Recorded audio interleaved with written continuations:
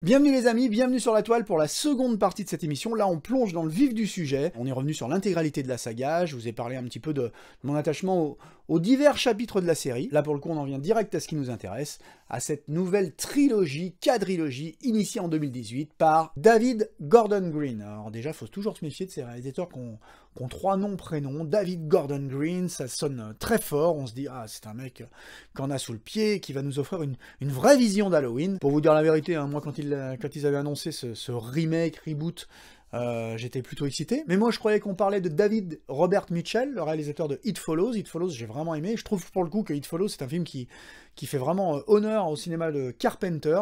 Il y a vraiment cette espèce de musique, cette ambiance à la Carpenter, je trouve que c'est réussi. Là pour le coup, non, David Gordon Green c'est un mec qui vient de l'écurie Judd Apatow. Donc c'est de la comédie, hein, comédie teenage, comédie complètement barrée, rien à voir avec le cinéma d'horreur. Entre 2008 et 2011 on va parler de The Sitter, Babysitter malgré lui, on va parler de Your Highness, on parle de Pineapple Express avec James Franco, donc c'est pas des films avec une grosse finesse. Your Highness, c'est pas super fin, hein, c'est avec James Franco et Nathalie Portman. Nathalie Portman et ses fesses doublées au bord de la rivière, mais c'est aussi ce film où on va tuer un minotaure pour arborer fièrement ses parties génitales autour du cou. Enfin bref, je rigole pas, hein, c'est dans le film. Moi ça me fait pas rire, j'ai des potes que ça amuse à fond, qui sont morts de rire et tout. Moi je trouve ça ridicule. C'est un film qui se veut drôle en permanence, mais c'est pas très marrant. En fait j'aime pas trop ce cinéma qui prend tout de suite des allures de grosses farces. Le principe de ce genre de film, ça devrait être justement d'essayer de faire un film sérieux et de faire rire les gens avec les acteurs, des situations, mais pas vraiment de faire un gros truc avec un trait forcé comme ça. C'est pas drôle, ça marche pas. Pourtant, il y a des super décors, des super costumes, et je me suis souvent dit, mais quel film on aurait pu faire. Il y a vraiment des beaux plans, c'est un beau film, mais ça fonctionne pas, c'est vraiment ridicule, cette espèce de Yoda là, tout libidineux, c'est gênant, c'est malaisant, ça me fait pas rire, et ça me gêne quand je vois ça, je dis non c'est pas drôle, on va chercher un Minotaure, il y a un Minotaure franchement, enfin, c'est pas marrant une seconde quoi. Si vous voyez le sort que le Minotaure réserve aux héros, mais c'est... Alors ouais, ça peut faire marrer, franchement, vous faites une soirée pizza-bière, avec beaucoup de bière, vous pouvez rigoler un peu, mais c'est pas un film auquel vous allez repenser en disant « Ouais, il y a ci, il y a ça ». Non, franchement, c'est une petite péloche, vite vue, vite oubliée, mais peut-être que vous adorez. Je sais pas, peut-être que vous n'avez pas le même sens de l'humour que moi. En tout cas, moi, ça me plaît pas trop. Mais bon, c'est quand même ce mec qu'on va chercher pour prendre les rênes d'un nouvel Halloween, David Gordon Green. Le mec, il a quand même... fait jouer Nicolas Cage dans Joe en 2013, qui était plutôt pas mal, plutôt propre, mais qui est pas un grand film non plus. Bref, quand il est arrivé, on a dit David Gordon Green va redonner naissance à la saga Halloween, tout ça. Voilà, je m'étais pas trop penché sur le type à l'époque. Le fait est que quand Halloween est sorti en 2018, j'ai trouvé ça pas mal. Pas mal, mais pas fou. Tout le monde a dit c'est magnifique, c'est magnifique. Je pense qu'il y avait l'attente autour de ce film par rapport à tout ce qu'il y avait eu avant. On se souvient plus, dans le cadre de la saga Halloween, des films pourris, et des films pourris, il y en a eu des tonnes, hein, on en a parlé, donc finalement, tout le monde a vu ce film comme un espèce de coup de génie, de coup d'éclat, tout ça pour 2-3 séquences qui sont plutôt bien senties. En réalité, je trouve que le film, il fait pas preuve d'une grande inventivité, en réalité, on n'invente même rien du tout. On fait revenir le personnage de Jamie Lee Curtis dans une espèce de numéro d'illusionniste, de passe-passe, en disant bah, on prend pas en considération tous les films qu'il y a eu avant. Donc la trilogie de David Gordon Green arrive juste après le film de Carpenter, c'est donc une quadrilogie, ça forme un tout de 4 films. Et du coup, je trouve ce film bien fait, très bien filmé, c'est comme ça qu'on doit filmer Michael Myers, tout est sympa, pas un pet d'inventivité, et surtout, je trouve qu'on pique beaucoup à droite, à gauche, on pique beaucoup à un peu tous les épisodes de la série. Il y a des gens qui se sont par exemple trouvés émerveillés par cette séquence dans les toilettes, l'attaque dans les toilettes de Michael. Putain, il y a déjà une séquence d'attaque dans les toilettes dans le Halloween de Rob Zombie, hein. Sérieusement, avec, comment il s'appelle, Joe Grizzly, ou un truc comme ça, qui est dans les toilettes, qui dit « Ouais mec, j'ai un tacos à faire passer, barre-toi », et où Michael vient le défoncer de la manière la plus violente qui soit. Franchement, la séquence des toilettes est plus réussie dans le Rob Zombie que dans le David Gordon Green, cette scène avec les dents. Moi, je trouve ça un peu ridicule, quoi. D'ailleurs, le David Gordon Green fout un peu la surenchère niveau gore. C'est bien pour cacher un peu le fait qu'il n'ait pas grand-chose à raconter, ce film, hein. Et d'ailleurs, ça sera un peu le problème avec les 3 films, c'est qu'on met la 4e niveau gore, on y va à fond. C'est pour cacher la vacuité d'un scénario qui n'existe même pas. Le Halloween de 2018, franchement, il se passe pas grand-chose dedans. Mais au moins, on a un film correct, on prend un peu son pied en voyant un nouveau Michael Myers, plutôt bien fait, plutôt un bon film. Quand sort Halloween Kills, j'ai des attentes pour ce film, parce que je me dis, bon voilà, on a fait quelque chose avec le premier, on a créé ce trio de femmes que je trouve quand même attachant, c'était plutôt bien foutu à la fin, ce règlement de compte final, Michael qui brûle dans la maison, cette bande-annonce qui tombe pour Halloween Kills avec Jamie Lee Curtis qui dit non, laissez-le crever, avec les pompiers qui arrivent, on nous promet le massacre de ces pompiers, et donc je suis plutôt chaud, comme on dit aujourd'hui, je suis plutôt hypé, et la douche est froide, hein, c'est l'année dernière, en 2021, enfin... il y a 2 ans, en 2021, c'est donc il n'y a pas si longtemps, et franchement, j'ai fait comme ce volet-là, je l'ai découvert chez moi tranquillement, j'ai pas été transporté, j'ai trouvé que les séquences qu'on nous promettait comme d'anthologie, type le massacre des pompiers, ben répondent pas présentes, franchement c'est un peu moyen, la façon de filmer cette scène, c'est pas dingue, je pense qu'on voit avec le Halloween Kills les limites de David Gordon Green comme réalisateur, on va l'appeler David, hein, on arrêtera de se fatiguer avec David Gordon Green, et donc on voit ses limites claires en tant que réalisateur, c'est pas un grand réalisateur.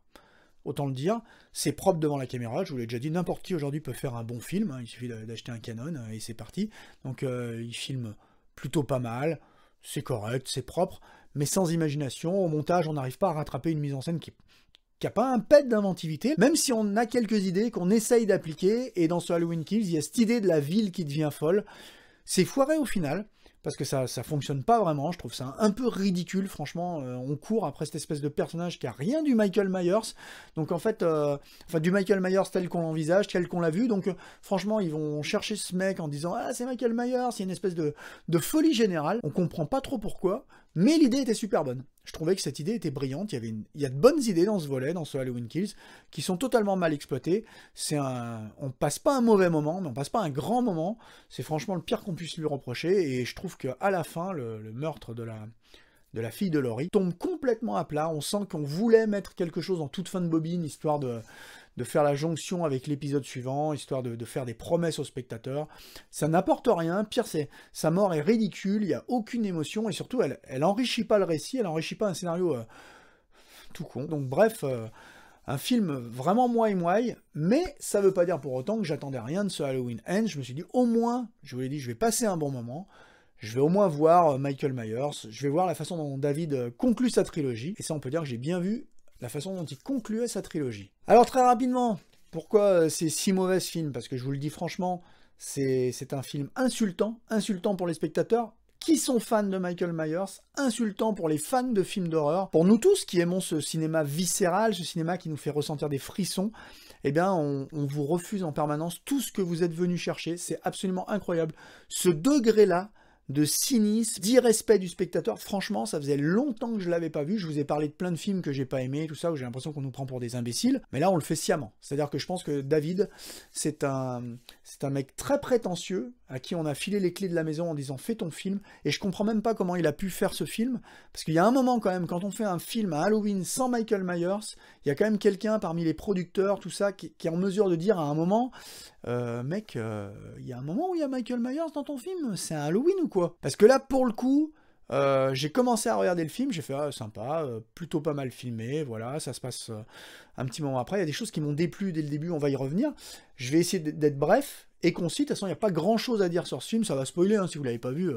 Bien sûr, regardez pas cette vidéo, ça va spoiler, il n'y a rien à spoiler. Mais alors là, pour le coup, il y a de la proposition. Ah, de la proposition, il y en a, parce que je veux dire, je la refuse totalement, mais il y a une proposition, on essaye de faire quelque chose. C'est complètement foiré, c'est complètement loupé, ça tombe complètement à côté de la plaque, mais il y a de la proposition. Celle de David, qui peut pas renier son film, sincèrement, et quand on voit sur le Blu-ray les interviews des membres de l'équipe qui disent « Ah, on était respectueux du Carpenter, on voulait donner aux spectateurs ce qu'ils voulaient, on voulait donner ce combat final entre Michael et Laurie », what ?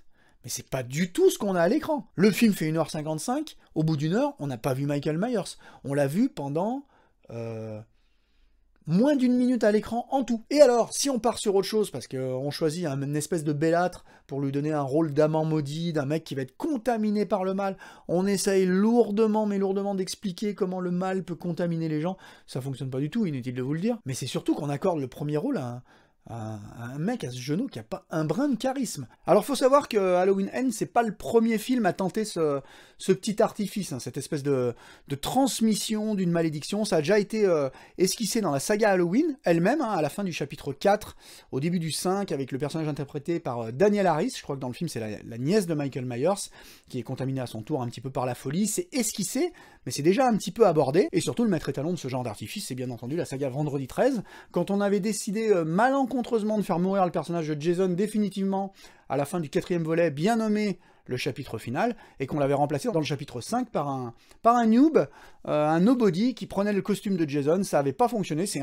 d'ailleurs l'un des pires chapitres de la saga, et heureusement on était revenu dans le 6 à ce qui faisait le sel de cette série, en transformant définitivement Jason en mort-vivant. Est-ce que c'est ce qui va arriver à la saga Halloween? J'en sais rien, mais en tout cas, on aurait peut-être pu en tirer quelques leçons de ces errances dans d'autres séries pour éviter de s'y confronter là dans Halloween Ends, déjà de tristes mémoires. Et alors surtout, alors là c'est ce que j'ai trouvé le plus incroyable, dès le début du film, je me suis dit mais où on va là?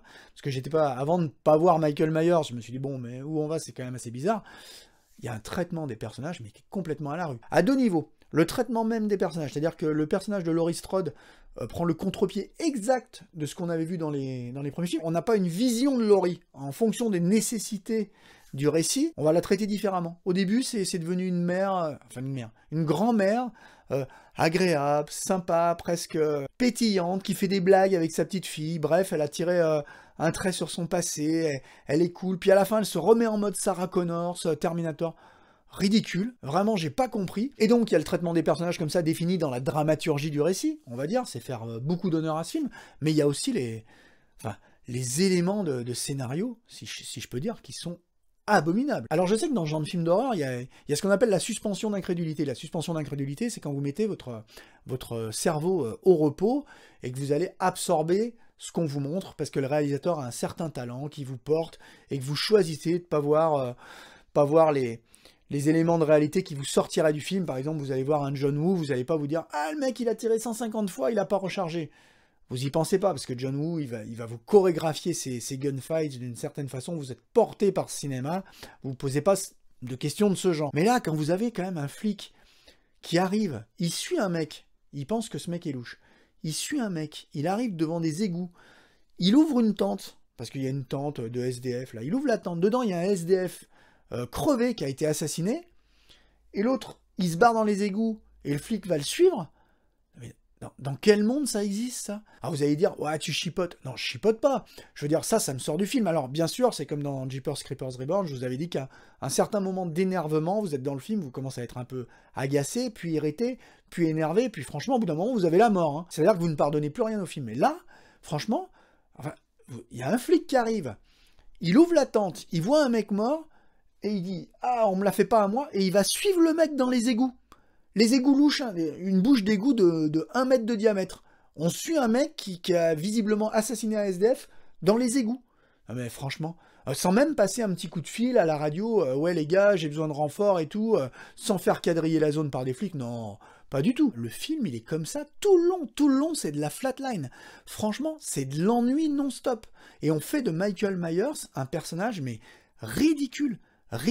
On essaye en même temps de l'humaniser, en même temps on crée une espèce de parabole autour du mal qui se diffuserait, qui contaminerait les gens, mais en fait ça fonctionne jamais, ça fonctionne pas parce que en fait, en fonction de l'avancée du récit, on raconte plus la même chose. À un moment on se dit le mal se diffuse, mais dans le même temps on voudrait te faire de Michael quelqu'un de vraiment humain, de réhumaniser le mal en disant non mais c'est un mec finalement lambda, on peut le tuer. Tout ça pour faire vraiment un Halloween Ends à la fin et vraiment s'en débarrasser de manière définitive, parce que David il veut pas que son bébé soit repris par quelqu'un d'autre, quelqu'un qui ferait mieux que lui. Donc en fait finalement non. On conclut cette quadrilogie en se débarrassant vraiment définitivement de Michael, et franchement il n'y a rien à sauver. Les acteurs, la pauvre Jamie Lee Curtis, elle fait ce qu'elle peut. Les acteurs sont pas mauvais, Will Patton est très bien. Ils sont très bien tous les deux. Je veux dire, mais on leur donne pas vraiment de temps d'écran, c'est un peu noyé dans un espèce de marasme, sa fille qui se découvre un amour pour... Puis alors vraiment, il y a ce côté... c'est lourd en permanence. En permanence, on explique. À la fin, elle doit, parce que c'est un film comme ça, bien ricain, où à la fin, on doit expliquer. Donc, elle explique bien longuement qu'elle pardonne à sa grand-mère. T'avais raison, grand-mère, c'était un salaud, je le savais pas. C'est horrible, horrible du début à la fin. Je vous raconte une petite anecdote en 2-2. Dans le magasin dans lequel je travaille, j'ai acheté ce film, j'ai été m'acheter une pile de Blu-ray et tout, je suis passé en caisse, et j'étais avec mes 2 collègues caissiers qui sont beaucoup plus jeunes que moi, des millennials, et celui qui m'encaisse me dit ouais, Halloween, il est vachement bien ce film. Je dis ah ouais, j'étais étonné quand même que quelqu'un me dise il est vachement bien ce film et tout. Je lui dis ah ouais, il me dit ouais, je l'ai vu au cinéma. Je lui dis et alors par rapport aux autres? Ah je sais pas, j'ai pas vu les autres, j'ai vu que celui-là, mais il est bien. Donc déjà je fais ok. Mon collègue d'à côté dit ah ouais, il prend le Blu-ray, il fait ah ouais, moi j'ai été au ciné, mais ma copine se sentait pas bien, j'ai pas vu la fin, j'avais le somme, je sais pas ce qui se passe. Donc voilà le degré d'intérêt qu'on accorde à un film aujourd'hui. Il y en a un qui l'a regardé comme ça, décorrélé de toute la saga, du film d'avant et tout, on s'en fout, on le trouve pas trop mal. Ouais, peut-être qu'en tant que film, quand on n'a aucun attachement au personnage de Michael Myers, on peut le trouver sympa. Et puis l'autre, il l'a vu la moitié au cinéma, il est rentré chez lui. Donc voilà face à quoi je me trouve, mais je me trouve à un film qui s'adresse vraiment à cette clientèle, parce que ce film qui s'adresse à ses fans, encore une fois, c'est un doigt tendu. Dans notre face, quoi, je veux dire, on vous dit, tiens, tu vois ce que tu es venu chercher? Donc voilà, il n'y a rien à en dire de plus, c'est un film insultant, c'est un film fait pour de mauvaises raisons, c'est un film qu'un mec s'est approprié, il a osé se réclamer de l'héritage de Carpenter pour nous pondre un truc comme ça. J'essaye de rester, vous voyez, très serein, très cool, mais franchement, c'est vraiment une horreur, c'est encore une fois un couteau dans mon flanc, et forcément, on a juste en droit de se poser une question. Que faire après une débâcle pareille? Qu'est-ce qu'on va faire? Parce que là, discrètement, le petit David, il a fait son premier film qui a moussé un petit peu, il y a eu un peu d'effervescence, le Halloween Kills qui a marché un peu moins, qui a reçu un petit peu moins de lauriers, les gens l'ont quand même moins aimé. Alors celui-là, visiblement, parce que depuis j'ai été voir un peu ce qu'ils s'en disaient, c'était pas la fête, hein, donc je pense qu'il a été assez mal reçu. Que faire après? En tout cas, là, il s'est débarrassé de Michael. Hein. Donc la seule chose à faire maintenant, c'est de faire un reboot. On repart avec un Michael Myers, pourquoi pas oublier cette trilogie? Tiens, et pourquoi pas on repartirait directement après le premier de Carpenter? Voilà, on peut plus reprendre Jamie Lee Curtis, hein, parce qu'au bout d'un moment, il faudra la chercher à l'EHPAD. Je pense que c'est un enterrement d'une saga avec laquelle on a tous grandi, un enterrement qui est pas en grande pompe, hein, c'est franchement un enterrement petit bras. En gros, on lui a pas payé un beau cercueil à cette saga, on lui a payé une petite caisse en contreplaqué, voilà. Et là, vraiment, je pense qu'il faut arrêter. Il faut arrêter aujourd'hui de donner les clés de saga comme ça, auxquelles on est attaché avec une affection très forte. Il faut arrêter de les donner à n'importe qui. Faut des gens qui ont fait leurs preuves, faut des gens qui savent. Putain, David Gordon Green, maintenant, on lui confie les rênes de la suite de l'Exorciste. L'Exorciste, on a claqué je sais pas combien pour faire une suite à l'Exorciste, faire revenir Ellen Burstyn du premier Exorciste. On parle de millions et de millions de dollars pour la faire revenir et pour créer ce qui risque d'être une nouvelle trilogie. C'est lui qui s'en charge. Il y a de quoi être inquiet, les amis. Hein. Alors je vous explique ce qui va se passer. Le premier, il va nous faire un espèce de pseudo remake, reboot, et les gens vont dire ah ouais, c'est le meilleur Exorciste depuis le premier. Et puis après, il va décevoir, comme il a déçu avec Halloween. C'est lui aussi qui chapeaute une série, je crois que c'est une série Hellraiser. Enfin putain, comment il s'est retrouvé là, le mec? Comment il s'est retrouvé là? Quand on fait pas ses preuves à ce point-là et qu'on fait un Halloween Ends aussi insultant, franchement, mais on ne devrait plus avoir le droit de toucher une caméra, quoi, sincèrement. Enfin, voilà. Ma quête du moment, franchement, ça va être de me trouver de bons films, des films qui me motivent pour pouvoir revenir sur cette chaîne et vous parler avec un smile comme ça de bons films, de films qui m'ont touché. En ce moment, je regarde pas mal de trucs, je lis beaucoup de choses. J'ai été au Festival des Jeux de Société de Cannes. Voilà, je vous ferai une petite émission bientôt, d'ailleurs, pour vous en parler. D'ailleurs, j'ai ramené des petites choses intéressantes. Ce genre de jeu que j'ai découvert là-bas, voilà. Et donc je viendrai sûrement vous faire une petite émission à la mode 40-something, une petite émission sur cette belle expérience. Voilà, ça nous redonnera peut-être un peu de baume au cœur. En attendant, évitez soigneusement ce Halloween Ends, sincèrement. Faites pas ma connerie, je m'en veux de leur avoir donné de l'argent surtout. Je m'en veux pas de l'avoir vu, parce que je l'aurais vu quoi qu'il se passe. Franchement, je l'aurais sans doute eu dans ma collection. Ah oui, d'ailleurs, si je devais classer les Halloween, finalement, et très rapidement, d'ailleurs j'ai noté. Parce que tout à l'heure, je me suis livré à l'exercice, je me suis dit si je devais les classer, les Halloween. En dernier, on commence par la fin. En dernier, je mettrais le Halloween Résurrection, forcément, parce que le Halloween Résurrection, il est vraiment minable, il n'y a rien à sauver. Le Halloween 6, juste au-dessus, parce que les Halloween, il y en a quand même eu 13. Hein. Donc on ne parlera pas du Halloween 3 là, mais ça fait une douzaine de films. Hein. Donc bref, dernier, Halloween Résurrection, au-dessus, Halloween 6, Halloween 5, parce qu'il n'y a juste rien à en tirer. Hein. Halloween Ends. Halloween Ends, je le mets là, juste au-dessus du 5, quoi. Il est un peu plus supportable que le 5. On peut le regarder, mais franchement, il se passe tellement rien. C'est une souffrance. Au-dessus, je mets le Halloween 2. de Rick Rosenthal, celui de 81. Je trouve plutôt pas mal. Là, on commence à être pas mal. C'est pour ça, quand on dit que la saga est achetée, franchement, moi, je jette 4 films, et après, c'est des films qui sont regardables. Quelle saga de 12 films peut se vanter de ça? Donc, le Halloween 2, plutôt fréquentable. Le Halloween Kills, juste au-dessus, qui est plutôt pas mal. Halloween 2, de Rob Zombie, moi je l'aime bien, je le trouve vraiment sympa, il y a de la proposition, il y a quelque chose derrière, c'est un film qui mérite d'être redécouvert, c'est un film qu'il faut apprivoiser, il faut le voir une fois, 2 fois, faut vraiment... C'est un film qui déconstruit le mythe, mais qui est très intéressant. Et puis, le Halloween, de 2018, je le mets un peu au-dessus, parce que bon, c'est un décalque du Carpenter, mais il n'est pas inintéressant. Le Halloween 4, pour les raisons que j'ai évoquées, c'est un décalque fidèle du Carpenter aussi, mais c'est bien fait, très bien fait, une vraie ambiance à Haddonfield, ça passe bien. Le Halloween Age 20, ça vous voyez, je le mets en 3e, juste parce c'est un bon film, quoi. Il n'y a pas un Michael Myers assez fort, mais c'est un bon film. Et alors là, jetez-moi aux orties, en 2e, je mets le Halloween de Carpenter, bah ouais, et en 1er, je mets le Rob Zombie. Pourquoi ? C'est vraiment subjectif, vous allez vraiment... vous allez vous déchaîner peut-être dans les commentaires en disant mais t'es un malade mental, mais je prends plus de plaisir à voir le Director's Cut de Rob Zombie, je le trouve plus moderne dans sa manière de filmer, et comme il reprend vraiment le Carpenter quasi au plan près, ben je trouve qu'il est bien foutu. Le Carpenter, c'est un film incroyable, on ne tarira jamais assez d'éloges sur Carpenter, comme pour le grand réalisateur qu'il est, mais je trouve que Rob Zombie a su y apporter un petit soupçon de modernité, et j'aime vraiment, mais vraiment beaucoup, toute la première partie du récit, là où on s'intéresse à la jeunesse de Michael, je trouve que c'est très réussi. Donc bref, je trouve que c'est un très grand film, et je mettrai donc du coup le Carpenter en 2e.